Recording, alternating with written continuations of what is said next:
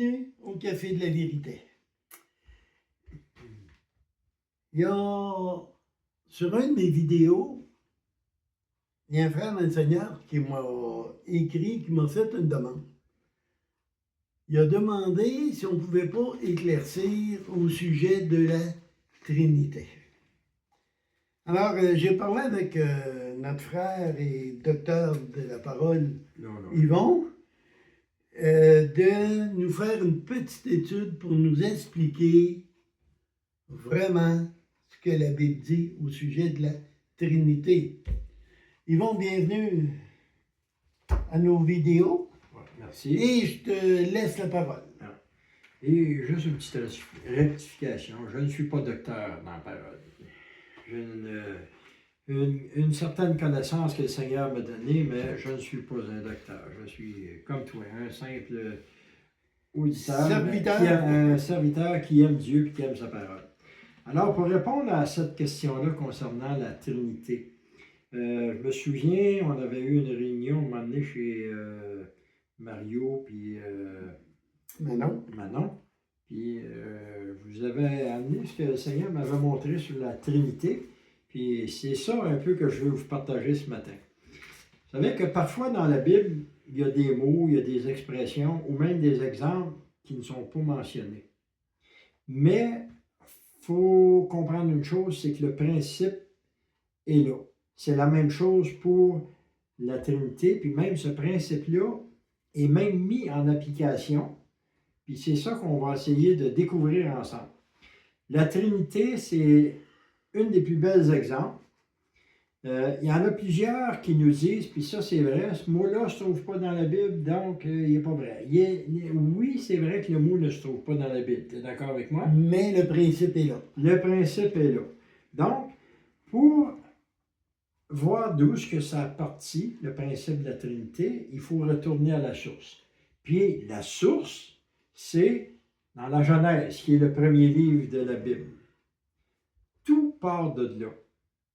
Mais avant d'aller dans la Genèse, j'aimerais vous partager quelques passages dans le Nouveau Testament pour vous aider à mieux comprendre le principe qui est écrit dans le livre de la Genèse. Alors, on va commencer avec, dans l'Évangile de Jean, le chapitre 1, mais on ne le lira pas au complet, on va y aller, je vais vous donner juste un aperçu. Si vous prenez le temps de lire Jean, c'est le 4e évangile, des versets 1 au verset 18, on a des belles explications sur le principe de la Trinité. Dans Jean chapitre 1, une lecture attentive de ces choses-là va nous rendre compte de ce qui est. Alors, on rentre dans le contexte. Le contexte, c'est Jean, qui est un disciple du Seigneur et qui est aussi un apôtre, l'apôtre Jean. Alors, lui, il nous amène à comprendre une chose. Puis la première des choses qu'il faut comprendre, Jean 1 au verset 1, ça nous dit « au commencement ». Quand il fait allusion au commencement, c'est un juif, il fait allusion à la création. La création, c'est-à-dire les premiers principes dans Genèse. Au commencement était la parole était avec Dieu et la parole était Dieu.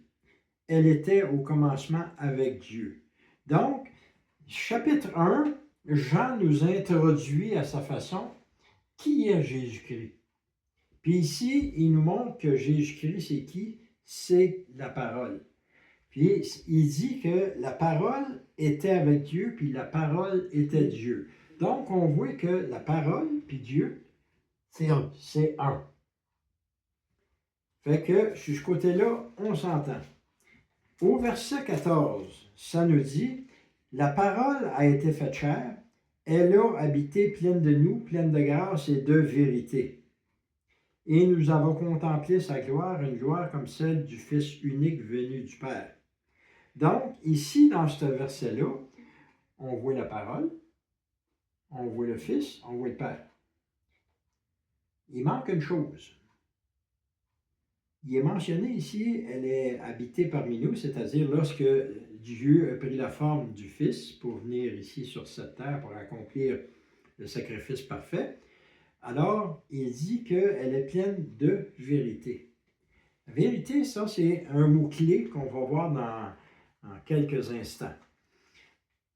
Donc, est-ce que les gens se disent, ben oui, mais il n'y a rien qui nous prouve que le Père et le Fils sont un? Non. On va aller voir dans le chapitre 17 de l'Évangile de Jean. Dans le chapitre 17, OK, le verset 21, ben, tu veux-tu le lire? Ben oui. Toi, tu l'as avec ta tablette, moi je le lis. Afin que tous soient un, comme toi, Père, tu es en moi, et comme je suis en toi, afin qu'eux aussi soient en nous, pour lequel que le monde croit que tu m'as envoyé. Alors ici, dans Jean 17, c'est le Seigneur Jésus qui donne un enseignement à ses disciples. On appelle ça la prière sacerdotale. Et puis, c'est parmi les dernières rencontres que le Seigneur a eues officiellement avec ses disciples avant d'aller sur la croix. Puis là, il leur dit que, afin que tous soient un, comme le Père, tu es en moi. Ça veut dire qu'on voit vraiment l'unité que le Père et le Fils ont. Et au verset 22, je vais le lire, il dit « Et moi, je leur ai donné ta gloire que tu m'as donnée, afin qu'ils soient un, comme nous sommes un. » Alors là, on a le Fils qui est la parole, puis c'est lui-même qui le dit, il dit « Afin qu'ils soient un, comme toi, puis moi, Père, on est un. » Donc, on voit qu'il y a l'unité entre le Fils et le Père. Donc, le Fils qui est la parole, Jésus-Christ, il en manque un, c'est le Saint-Esprit. Le Saint-Esprit. Bon, le Seigneur nous dit, on a eu une parole tout à l'heure qui, je vous ai dit de porter attention à ça dans Jean 1. Il nous parle de la vérité. Toujours dans Jean 17, au verset 17, il dit « Sanctifie-les par la vérité, ta parole est la vérité. » Bon, on va aller voir cette fameuse vérité-là. Qu'est-ce que Jésus en dit de cette vérité-là? Toujours dans ce même entretien-là, on recule au chapitre 16.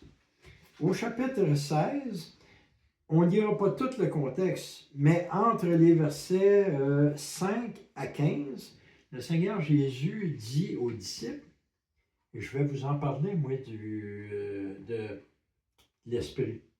Alors, je vais te demander de lire un verset pour comprendre comment est-ce que l'Esprit est appelé. Au verset 7.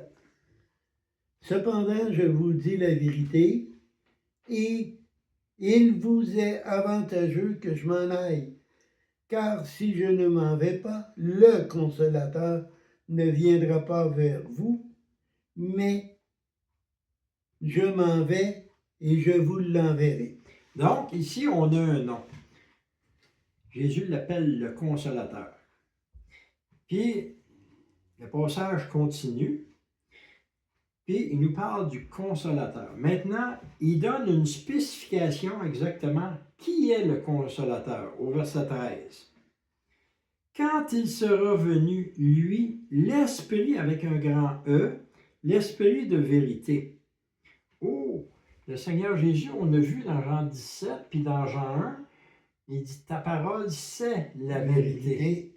Ta parole, c'est qui? C'est Jésus. Puis Jésus, il dit, je vous envoie un consolateur, c'est-à-dire une part de lui-même. Oui. Et puis cette part de lui-même-là s'appelle l'Esprit le consolateur, de vérité. l'Esprit de vérité. Donc, la vérité, l'Esprit a une fonction spécifique, c'est de représenter le véritable. Donc, on a une description de qui est l'Esprit. En réunissant toutes ces paroles, puis en les mettant dans leur contexte, ça forme un tout. Ça forme le Père, ça forme le Fils et ça forme le Saint-Esprit, qui ne sont ou ne forment qu'un. Nous avons donc les trois réunis qui forment ce qu'on appelle la Trinité parce que justement, ils sont trois. Alors, on revient, comme je vous ai dit au tout début, dans Genèse, chapitre 1. Et c'est là qu'on va voir que la Trinité, elle est présente depuis le commencement. Je vais vous lire juste les 3 premiers versets parce que c'est là que la réponse se trouve.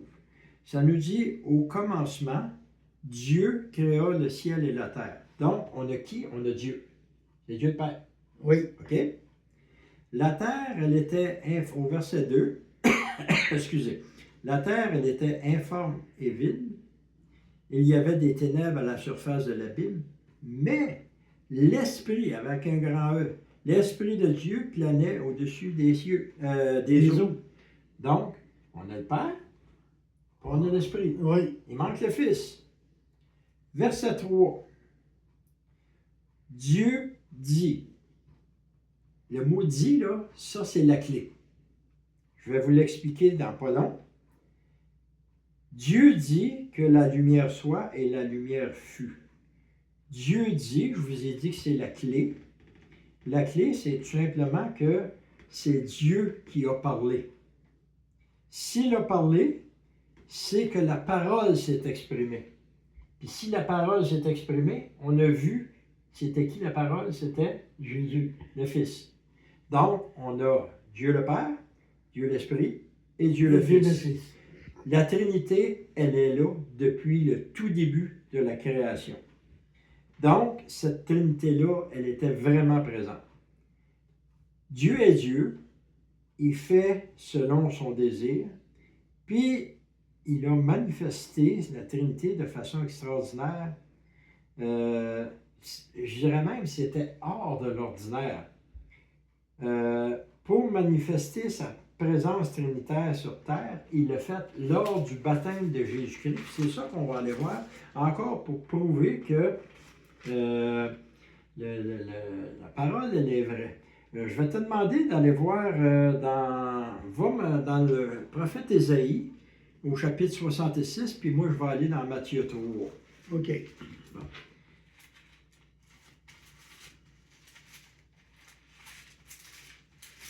Mais tu l'as. Oui, Isaïe 66. Bon, tu vas lire les versets 1 et 2. 1 et 2, OK. Dans Ésaïe. Ainsi parle l'Éternel, le ciel est mon trône, et la terre mon marchepied. Quelle maison pourriez-vous me bâtir? Et quel lieu me donneriez-vous pour demeure? Toutes ces choses, ma main les a faites, et toutes ont reçu l'existence, dit l'Éternel. Bon. Donc, on voit le prophète Ésaïe. Combien d'années avant Jésus-Christ? 600 ans à peu près. Bon, entre 6 et 700 ans. Le prophète Ésaïe, il dit que Dieu habite un endroit, dans le ciel. Salomon, te souviens-tu, quand il a bâti le temple, il avait fait une prière, puis il avait dit, voici les cieux des cieux ne peuvent te contenir. À force que Dieu a réalisé que Dieu était tellement grand, c'est dur à exprimer d'où ce qui vient. Mais ici, Dieu nous dit que le ciel, c'est son trône. Donc, il habite à quelque part dans le ciel, dans les cieux, on ne sait pas où. Oui. Là, on arrive au baptême de Jésus. Le récit, vous pouvez l'avoir dans l'Évangile de Matthieu, chapitre 3, entre les versets 14 et 13 à 17, excusez. Donc, on va les lire. On va les lire en vitesse. Ça dit, alors Jésus vint de la Galilée au Jourdain vers Jean-Baptiste pour être baptisé par lui. Jean s'opposait en disant, c'est moi qui ai besoin d'être baptisé par toi, puis c'est toi qui viens à moi. Verset 15, Jésus lui répondit, laisse faire maintenant, car il est convenable que nous accomplissions ainsi toute justice. Alors Jean le laissa faire. C'est là qu'est la clé. Aussitôt baptisé, Jésus sortit de l'eau, et voici les cieux s'ouvrirent, et il vit l'Esprit de Dieu descendre comme une colombe sur lui. Et voici qu'une voix fit entendre des cieux ces paroles, celui-ci est mon Fils bien-aimé, en qui j'ai mis toute mon affection. Alors ici, on se retrouve dans la présence de la Trinité. On a le Père qui est dans les cieux, dans le ciel, dans les cieux, Qui vient d'éprouver son Fils. qui fait entendre sa voix sur terre. Ouais. Puis pour manifester comme quoi que lui et le Fils sont vraiment présents, puis que lui, le Saint-Esprit aussi, il est présent. C'est ça que je vous ai dit, Dieu est Dieu, il fait ce qu'il veut. Alors, c'est marqué que l'Esprit est descendu où? Sur Jésus, sous la forme d'une colombe. Alors, encore là, on a On a les cette trois ici, unité-là là. qui sont présents et réunis. Dieu le Père, Dieu le Fils et Dieu le Saint-Esprit. En conclusion, on va aller dans l'Évangile de Jean, au chapitre 4. Dans Jean, chapitre 4, pour ceux qui connaissent la parole, c'est Jésus a eu un entretien avec, voyons, comment est-ce qu'elle s'appelle? Donc, La Samaritaine. la Samaritaine, oui, merci. Donc, Jésus a un entretien avec la Samaritaine, et à un moment donné, ben, elle lui pose une question. La question qu'elle va, elle est au verset 23 et 24, dans Jean 4, mais je vais vous donner juste le contexte. Elle dit, écoute bien, elle s'adresse directement à Jésus, elle dit, vous autres, vous dites que c'est à Jérusalem, nous autres, on dit c'est à la montagne, il y a une confusion. Le Seigneur, lui, il n'est jamais confus. Regardez la réponse qu'il a donnée, au verset 23 et 24. Mais l'heure vient, et elle est déjà venue, où les vrais adorateurs adoreront le Père en esprit et en vérité. Car ce sont là les adorateurs que le Père demande. Dieu est esprit. Il faut que ceux qui l'adorent en esprit et en vérité. Alors encore là, on a la Trinité qui est réunie. C'est Jésus lui-même qui est la parole, qui répond, puis qui confirme que qui est Dieu? Dieu, c'est un esprit. Puis il confirme aussi que Dieu est esprit, puis il faut que ceux qui l'adorent comment? En esprit, avec un grand E, et en vérité. Donc, on a le Père, le Fils et le Saint-Esprit, encore une fois, qui sont réunis. On a des preuves dans l'Ancien Testament, on a des preuves, deux preuves dans Matthieu au baptême, dans Jean ici avec la Samaritaine, puis on a eu la preuve dans Jean 1. Donc, qu'est-ce qu'on veut de plus? Là? La Trinité, le mot, il n'est peut-être pas, mais le principe de la Trinité est là. Alors, je vais conclure. Tu vas aller... non, je vais y aller avec un instant, 1er Jean à la fin. Vous allez voir qu'on a toute une belle exhortation de Jean. Pierre, 1er Jean, OK. Bon. Dans le fond, là, notre prière, c'est que du fond de votre cœur, demandez à Dieu de vous révéler, de vous éclairer, de vous montrer son plan d'amour qu'il y a pour vous. Le sacrifice de Jésus-Christ, qui est la parole, ça, c'est le point de départ. Le Saint-Esprit, lui, c'est votre guide pour vous guider à connaître quoi? Le véritable. Le véritable, c'est qui? C'est Dieu. C'est ce que Jean nous dit dans premier épître de Jean, juste pas loin de l'Apocalypse, au chapitre 5, au verset 20, qui dit « Nous savons aussi que le Fils de Dieu est venu. » Donc, on a le Fils, qu'il nous a donné l'intelligence pour connaître celui qui est le véritable, et nous sommes dans le véritable. En son Fils Jésus-Christ, c'est lui, le Dieu véritable et la vie éternelle. Donc, on a encore la Trinité qui est réunie. On parle de vérité, on parle de véritable. On a Jésus qui est la parole, on a le véritable qui est l'Esprit, puis on a Dieu. Encore une fois, la Trinité, elle est réunie. Alors, Mathieu, je te laisse avec la conclusion. Tu sais, dans le verset 21, c'est lui qui est le Dieu véritable et la vie éternelle. Dans Romains 3, 23, ça nous dit « Car tous ont péché, ils sont privés de la gloire de Dieu. » Oui. Comment être pardonné de mes péchés? En se repentant. en se repentant, en demandant pardon à Dieu. C'est par la foi que nous sommes sauvés. Il faut croire que Jésus s'est fait homme, qui a été crucifié, flagellé, couronné d'épines, mort, mais ressuscité après 3 jours et 3 nuits. Pourquoi? Parce que moi, j'étais pécheur. Parce que tu es pécheur. Il est pécheur. Tous ont péché. Mais Dieu nous a tellement aimés qu'il a donné son Fils unique, afin que quiconque croise en lui ne périsse point, mais ait la vie éternelle. Priez, demandez pardon et reconnaissez Jésus comme le seul chemin qui nous mène au ciel. Et ça, c'est la vérité. Il n'y en a pas d'autre. Le verset ici nous dit, petit enfant, gardez-vous des idoles. On a une religion là, qui est extrêmement grande, là, qui s'appelle catholique, qui sont des adorateurs d'idoles. Vous avez besoin de repentance. Si vous n'êtes pas religieux ou vous êtes d'un autre, vous avez besoin de repentance. C'est juste Jésus. Aucune religion vous sauve. Partagez, partagez, mettez les pouces en l'air et que l'Éternel vous bénisse.